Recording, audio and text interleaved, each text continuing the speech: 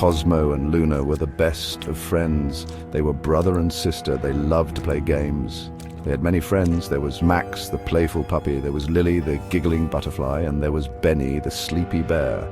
They all lived in a happy town. It was filled with bright colors. It was always sunny. Their mother, Taco, was kind and loving. She always made them smile. Cosmo and Luna loved to go on adventures. They explored the nearby forest. They built sandcastles on the beach. They flew kites in the park. They shared everything with each other. They were inseparable. Taco always encouraged their adventures. She told them to be kind. She told them to be brave. Cosmo was a curious cat. He loved to ask questions. He wanted to know everything. Luna was imaginative. She loved to tell stories. She dreamed of magical places. Together they made a great team. They balanced each other out. They always had fun. Their days were filled with laughter and joy. Life was an adventure waiting to be discovered. They couldn't wait to see what each new day would bring. They knew it would be amazing. They were right. One sunny morning, Cosmo and Luna decided to explore. They wanted to find a new playground. They put on their shoes. They grabbed their favorite toys. They skipped out the door. Taco waved goodbye. She reminded them to be home for lunch. They promised they would be. Cosmo and Luna skipped down the street. They laughed and giggled. They pointed out colorful flowers. They chased playful squirrels. They were having so much fun. They didn't notice the lady watching them. The lady was dressed in a long, flowing gown. She had a twinkle in her eye. She smiled at the children. She seemed to appear out of thin air. Cosmo and Luna stopped skipping. They stared at the lady. "Hello, children," the lady said. Her voice was sweet as honey. "I couldn't help but overhear you're looking for a playground. I know just the place." Cosmo and Luna exchanged nervous glances. They had a strange feeling about the lady, but her offer was too tempting to resist. The lady led Cosmo and Luna down a hidden path. It was covered in colorful pebbles. It sparkled in the sunlight. They had never seen this path before. They wondered where it could lead. The air smelled like freshly baked cookies. They came to a clearing. In the center stood a small shop. It was painted in every color imaginable. A sign above the door read "Rainbow Scoops." Cosmo and Luna's eyes widened. They loved ice cream. The lady held open the door. "Go on in," she said. "My treat." Cosmo and Luna hesitated for a moment. They remembered Taco's warning about talking to strangers, but the shop smelled too good to resist. Cosmo and Luna stepped inside. The shop was even more amazing than it looked from outside. Rainbow-colored lights swirled on the ceiling. The scent of 1,000 flavors filled the air. Behind the counter stood a cat. It wore a tiny hat and apron. It winked at them. Cosmo gasped. "I want a scoop of that magic flavor," Cosmo exclaimed, pointing to a swirling, sparkling purple ice cream. The cat scooped a generous portion and handed it to Cosmo. As soon as Cosmo took a bite, he felt strange, and he started shrinking. His clothes felt loose. He looked down. He was covered in grey fur.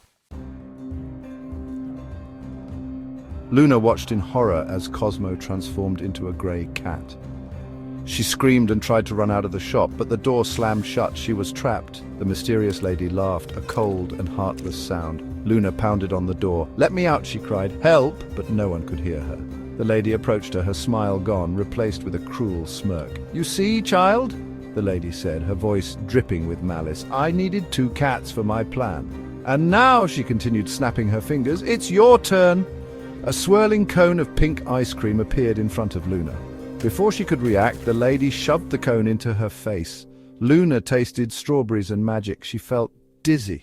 She closed her eyes. When she reopened them, she was staring at the world through emerald green cat eyes. She was covered in striped grey fur. Back home, Taco began to worry. Cosmo and Luna were late. They had never broken a promise before. She paced the living room, peering out the window. Where could they be? Suddenly, a dark cloud covered the sun. The cheerful music playing in the background stopped. A chill ran down Taco's spine. Something was wrong.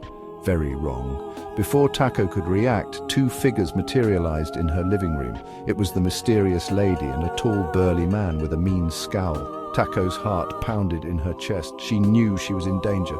"You won't be needing this anymore," the lady sneered, snapping her fingers. A cage appeared around Taco, trapping her. She rattled the bars, but they were unyielding. "Don't worry," the man chuckled cruelly. You'll make a fine addition to our collection." And with that, they disappeared with Taco, leaving behind a deafening silence. Days turned into weeks. Cosmo and Luna, now named Jasper and Madison by the cruel lady, were trapped in her creepy castle. They missed their mother terribly. They longed for their old life. One gloomy afternoon, a young man named Jordan arrived at the castle. He was kind and gentle.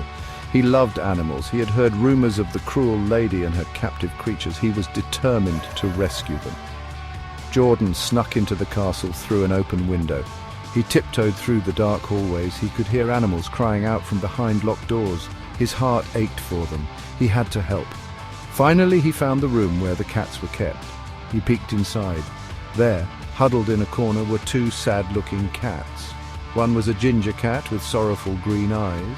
The other was a sleek black cat with emerald green eyes that shimmered with unshed tears. Jordan's heart melted when he saw the cats. He knew he had to save them. He slowly opened the cage door. "Don't worry," he whispered. "I'm here to help." The ginger cat, Jasper, hesitated for a moment. He was scared, but the kindness in Jordan's eyes gave him courage. He nudged his sister Madison. They both cautiously approached Jordan. Jordan gently scooped them into his arms. "Let's get you out of here," he whispered. He covered them with his jacket. He snuck out of the castle the same way he came in. As they walked away from the creepy castle, Jordan could hear the faint cries of other animals trapped inside. He knew he couldn't save them all today, but he would come back for them, he promised himself. Life with Jordan was very different. Jasper and Madison were no longer children, they were cats. They had to learn how to eat from bowls. They had to learn how to use a litter box. It was a big adjustment. Jordan was patient and understanding. He taught them everything they needed to know. He gave them lots of love and attention. He even bought them scratching posts and toys. Slowly but surely, Jasper and Madison began to adapt to their new lives. They learned to purr again. They learned to play again. They even started to enjoy being cats. They never forgot their old life. They missed their mother terribly. They hoped that one day they would see her again, but for now they were safe and loved. And that was enough. Jordan had a big heart. He felt sorry for Jasper and Madison. He knew they missed their mother. He promised to take care of them always. He would never let anything bad happen to them again. He bought them soft beds. He fed them delicious food. He played with them every day. He even talked to them as if they were humans. He knew they understood. Jasper and Madison loved their new life with Jordan. He was their hero. He was their friend. He was their family. They purred contentedly, grateful for his kindness. They knew they were home, and so the two cats who were once children lived happily ever after with their loving owner, Jordan. They may have been transformed, but their bond remained unbreakable. They had each other, and they had found a new home filled with love.